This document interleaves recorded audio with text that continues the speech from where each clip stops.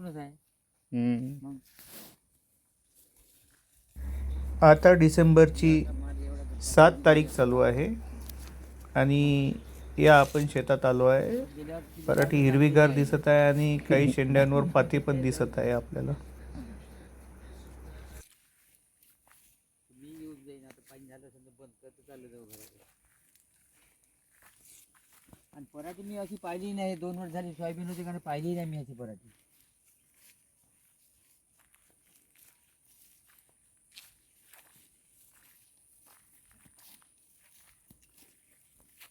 आता तुरीवर कोणतं मारावं?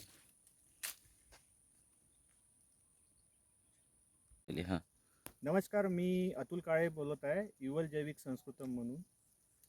काका तुमचं नाव काय पूर्ण? शामराव लक्ष्मण मानकर.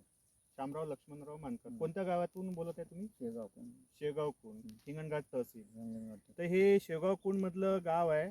शेगाव कुंड गाव आहे आणि हिंगणघाट तहसीलमध्ये आहे. तर या पराठीबद्दल काय वाटते तुम्हाला? चांगलं वाटतं. चांगलं वाटते. कितीचा ॲव्हरेज पडेल तरी? 10चा ॲव्हरेज पडेल तुम्हाला.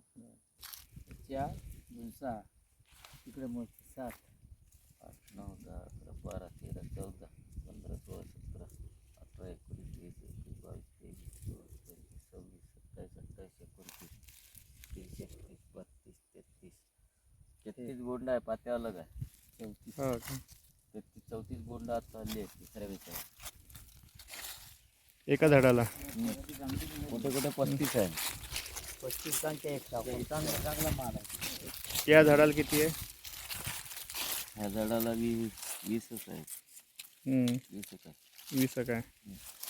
म्हणजे जे झाड बनलं आहे पुन्हा अजून त्याच्यात या झाडाला 40च्या जवळपास बोललं. मोजावर खालून फुटल्याचे जवळ लगेच आहे. 12 13 14 15 16 17 18 19 20 22 23 24 25 26 27 28 29 30 31 32 33 34 बोंड आहे. 35 गुण. आणि पात्या अलग आहे. पात्या नाही पकडत आपण. आता याचे वेचण्या किती झाल्या म्हटलं? 2 वेचणी झाली. 2 वेचण्या झाल्या. पहिल्या वेचणीमध्ये किती निघाला कापूस? पहिल्या वेचणीमध्ये 2 क्विंटलच्या जवळपास निघाला. 2 किलो कमी. 13 किलो. म्हणजे एकूण किती एकर आहे हे? 3 एकर. 3 एकरामध्ये. कुठला नव्हता ना, थंडावून होती. हां हां हां. मग दुसऱ्या याच्यामध्ये 10 क्विंटलच्या जवळपास निघाला. 12 क्विंटलचा पूर्ण केला. 12 क्विंटल झाला पूर्ण. अजून किती निघल? आता कमीत कमी पुन्हा 9 क्विंटलचा याचा निघते हवाला. 4 दिवसांनी आलं ते 7-8 क्विंटल. पुन्हा नंतर निघते अजून तेवढंच याचा 5-6 क्विंटलचा. म्हणजे 30 क्विंटल पर्यंत तुमचा कापूस जाते 3 एकरामध्ये. 3 आतून वेचे चांगले होते. हां. तर मागच्या वर्षी किती तुमचा हे झाला होता? 4चा रिझल्ट मिळाला होता एकरी. एकरी 4. 4चा. आणि यावर्षी 10 वर जातो. 10 वर जाते. तर कोणत्या फवारण्या केल्या याच्यावर? आपल्यावर याच्यामध्ये कडूचं मारलं होतं. कटू. हां.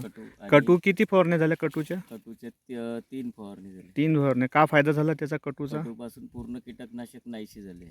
कीड नाहीसे झाले. नाहीशी झाले. त्याच्यानंतर बोंडाला कोणताच कीड रोग नाही आहे. नाही. हो. हां हां. आणि त्याच्यावर प्रभाव म्हणजे बोंडाला कीडच म्हणजे बोंड सरळ मतानं पॅचमध्येच निघत आहे. चिकटा पण नाही याच्यामध्ये. कपाशीमध्ये आता चिकटा पण आला लोकांच्या याच्यामध्ये. हां हां हां. तर कापूस नाही उरकत वेचासाठी. अच्छा. आपल्या याच्यामध्ये वेचा उरकतो.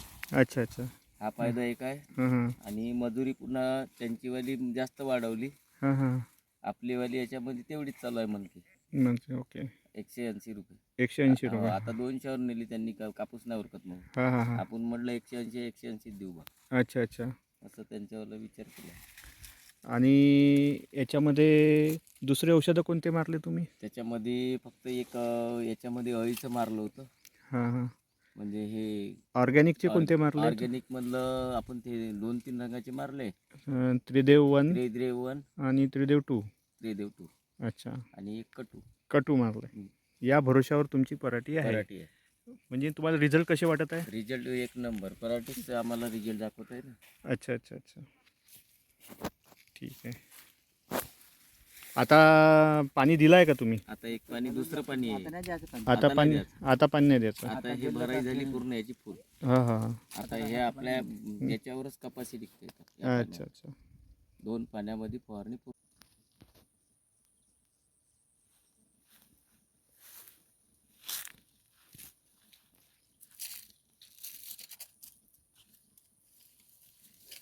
व्हिडिओ आवडला असेल तर लाईक बटनवर क्लिक करा आणि वेगवेगळ्या शेतीविषयी माहिती बघण्यासाठी युवल जैविक संस्कृतम हे चॅनल सबस्क्राईब करायला विसरू नका.